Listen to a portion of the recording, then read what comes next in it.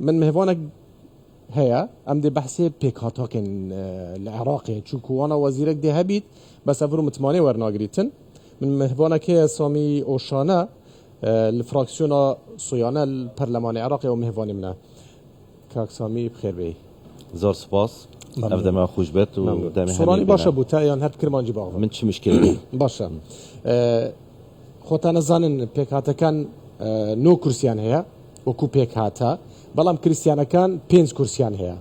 سيان لفراكسيوني صيانانا باشا كاك سامش لفراكسيوني صيانه لحفتا و چوار كانديد وبزان 23000 دنگتين ابو لهم يان زياتر بيوانيا بله يكم بوم لهمو بيك هاتا بله زور باشا تا استا اوي كدبيت وزيري كوچ بران يكلاينا بوتوا بله وامروش متمانه با وزيرك نادريت بله بوچی نگیشتون برای کوتن هوکارکت چی بو؟ بله از ده آماجه بتشکی بدم کل تاماجه پیدا هلبت کو پیکاتت کریستیانا لانجمن العراق 5 کرسینا هلبت ام وک فراکسیونا صیانا ام 3 کسن برانبر فراکسیون بابلیون 2 کسیتین بو نهاتی اکلا کرن چونکو بری هنگه ام بیجن 2018 و 2021 اف وزارت لكن فراكسيون بابليون بي چونكو باربتر اوان زوريني كرسي نابين نو كان بيجن اف هل بجارتن 2025 هاتنا كرن اوان خسارات كرن كرسي تخو ما 3 كرسي دست يعني بابليون جماري كرسي كاني بله لا 21 4 كرسي هابين استبونا 2 كرسي ام 3 كرسي ما بخو اكلاك طبعا بونا زوريني ل بيكاتا كريستيانا بله عرف سياسي ودستوري ام بيجن كو بو هل بجارتن تينا كرن هل بجارتن العراق تيتا كرن چونكو او هل بجارتن دي حكمي بدانانا كابينه وزارت جريدايا باش آية هكر است ام بيجن عملية ديمقراطي العراق كرن وهل بجارتن هاتنا كرن وامشيان متماني جماور والجرم سي كرسي ام اكلاكن آية عرفوا ام بيجن عرفت سياسي ودستوري ديف همي خالت هاتنا كرن الدستور كو توافقات وتوازنات نيابيت بيتا بيتشاف كرن استا نو كام 3 كرسينا وزارت اب مافخوزان بوچ نهاتنا اكلا كرن چونكو بلان هبي كدور في وزارة الزفرن لاين دي او دجايتي دنگدرت عراق كان كو ريز واحترام ام بيجن كوبو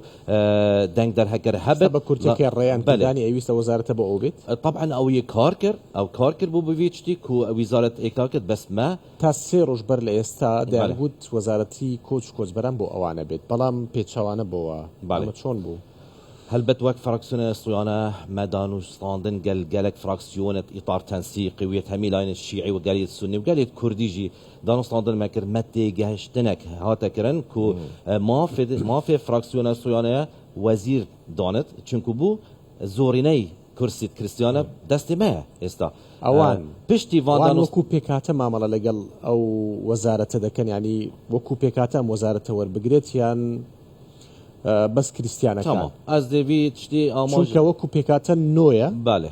وکو كريستيان بينجا بله از دوی تشتی بتر رونكا برين طبعا اشتي ما قلت 2018 و 2021 دوجارة وزارة بري تعامل قال بيكاتا كريستيان بتني هاتا كرن كي بتر زورينا دانكينا كرسينا بي او وزارة بو كريستيان بله استا ام لهمان شيوي ام كاركن كو ام 3 كسر لمجموعة 5 كرسي اگر بهی حساب سيناريو كي دي تتصاحدا كو اگر ام بيجن بيك هاتا حساب كان ما هیچ مشكله نيه چونكو ام 5 بيك هاتا نزيكي اكن بيرو بوچونت ما ام 3 كريستيانا لا فراكسيون صيانه لقال كوتا كاميان بله لا كوتا كرد فيلي لا روسا كوتا برايتمت ازيدي كو ابجي بيرو بوچونت ما نزيكن لقال ايمايا كو ام 5 كسن لبيك هاتا مجموعة بلاي وكو كريستيان هم زوريني سيبدوا وكو بيكاتش بيز بتشواري بلا يعني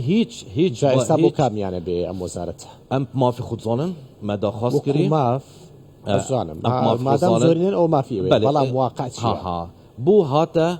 تأجيل كرن اف وزارت چونكو برينو كا اكلا كربين هكا تو بيبزاني كو اكلا كربين او جهه كو خسارته ما ولكر بيشتي فان دان وستاندن وسردان تامي فراكسيونا كو ما في ما اكيد قالك شوان قلت ما في ويا قفتو كو تتكرن جبر هنده هاتا تأجيل جابو ايوا بيان بو ريان كلداني ام از باورم دبو مبت و استحقاق ما چونکو عرف سیاسی و دستوری مشتی من آماجه بدای ما دام بو ایوابی بو امرو دنجی پینادری افرو چونکو حتی نو که اکلا نکریه دور زفرن حتی نو که بس او دور زفرن اوان بری هنگه هکر اکلا کربو ما اف سیناریو گوهارد چونکو خلطی تیدا هی چونکو ماف و امتیازات دنگ در اوی کرسی اکلا کری سه کرسی بو فراکسیون سوانه دیتا خارن ویچتی قناعتان بچی کرد که اوان نبنا او وزارة ورنا طبعا هلبت ما قال همي فراكسانت اطار تنسيقي نشتن بالينا دان كو ام جي بال بشتن قال هوا بارا بترش وان قوتن بال بشتن قال كو مافا هكر ام حساب كان تشاوا سروك برلماني تشاوا سروك وزيران تشاوا رئيس جمهوريات بيجن سروك كومار هروسا هر فراكسيونكي استا لانجماني نرد عراقي زورينا دنك هيا نقطة وان تين هجمارتن كوچانت وزارة نقطة ما امثلة باش بينش كسر يعني استا زورنا همو فراكسيون بيجاشتن كو ابا ما في ما هي هلوستي كورت شيبو برامبر بيوا تظاني هلوست كورت يعني بارتي حزب كاني تير والله وك بارتي ديمقراطي كورسان اكيد او جي قال سيستم الديمقراطي تشت كو ماف ديف سانجي هل بجارتنا ديف سانجي كرسي كان هندك فراكسيون دي احتمال بيرو بوچنتوان جياتي كان چونكو مرمون ابد هندك حش ديمقراطيتنا كان بداخوا هندك حش ام بيجن تكتلات جدرف عمليه ديمقراطيه شيبون اطواني ناويان بيني ام ما توانن چونكو ما قال همي وقت تتريني قالوان بيجن موافق ويا بس آية بيشتينجي كاوتشاو اتفاقات كان ام نظام بس هندك تشتا اشكرانه يعني عندك حزب كردستان يجي اكيد يعني بال بيشتن يشتي تا اماجه بيدا اكشوان الديمقراطي كردستان بو ايويك لا يبيتو ان شاء الله وزير كان شيبي ان شاء الله اگر بو ايويك لا يبو شيبي وزير ما هشتا اريشه مشكله لسر ناوي كانديدنينا كانديد حاضريتين امل هيفيا كود بيجن وهي كسنيه چن كسي كنت هالي بجير اكيد امل هيفيا كو بريس علي زيدي بيشتما سيفيت كو تقديم كان ام امادنا قال علي زيدي كو بنوتان كدوا ما دو جارا وقت فراكسيون سوانا ام قال علي زيدي رينشتن تفاهميها بو بلا بلا جاشت قناعتك كو ما في زورينا اكيد اوجي بن هندك ضغوطات تظاني العراقي في فراكسيون هر ضغطك اللي بديت كات بشتي ضغوطات ام بيجن كل برامبر دي محاولات تهدئه حتى بيتك لكن بس وقت ما همي جاش نبي قناعتك وما في فراكسيون صيانه كو زوريناي كرسيتين لبرلمان العراقي زور باشا بله ام دنگوی کبو لنیو پرلمان ببوره ك لوانه ها دانشني امرو دوا بخريت لكاج مير چوار پرلمان کو بیتوا امرو دمشتا وزير كان اواني بينجا بله بينجا چوار نيه بوته بينجا بينجا دي في جدول او بوماتي خارج كاوي دوني بوي ما هاد بنسرابو الساعه الرابعه يعني ساعه چوار بينجا بينج بله باشا لا بينج كو بيتو يعني درنگ تركوي انو كاك ام براورد كان قال بيرو بوچون او دانستاندن هاتنا كرن يبونا دوباش چيا هندك آلي نوين بشك داربن بو يعني بو تشكل بروجرام حكمات هندك خالية تعطي هندك جاتي وان خالات كان ايش وان كو ام بيجن سلاح دويت بتاريك خستن دويت بتا آلي حكمات بتنه هندك تظاني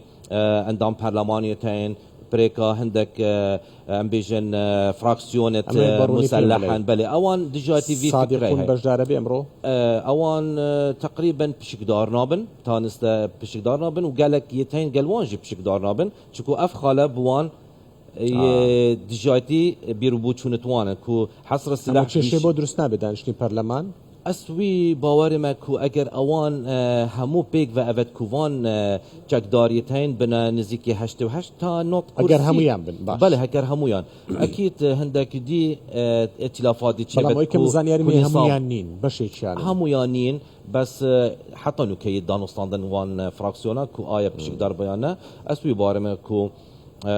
فراكسيونا برس سوداني دي شيت اكلاكت هاتنا جور و برلمانتوري انا هاتنا جور و وردي سانجي هتا جوهرين باش داربن اوان تانو كأوان دي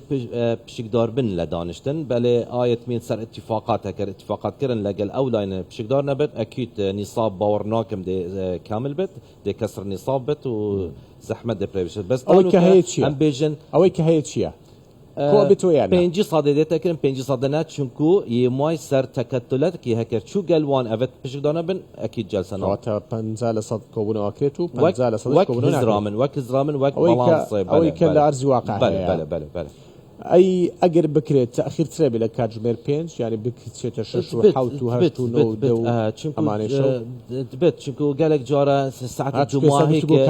الدماهيك تتا اكلا كرن بريارا دبيني مثلا ساعه كان دو ساعات احتمال او بينجي صادد بتا صداصات جلسه بيتا كرن يعني برو واجي واكيد هكر هاتا كرن نزيكي هجدت هانوزدا وزير هيك اماده كرين بو متمانه نتشو متى لاي فراكسيون كان ديكا ديكلا بارتي وهندي شيء شوان ترهاتون وقت اسهاتم از بیش متى یکم کس بو مسات ما برلمانی دا ساعه یک بو بله و اكيد او ساعه 5 اجبر هنده نو كان بيجن ساعه 2 نزيكي نيفا اجبر هنده داك بيجن ام دي ساعه 4 چنان 3 و نيف ديشن دبدهن باشا زور باشا سپاس بو سامي اوشانا اندامي برلماني عراق لفراكسيوني الصويانه كلقل ما بوي زور سپاس بخير بيت زور سپاس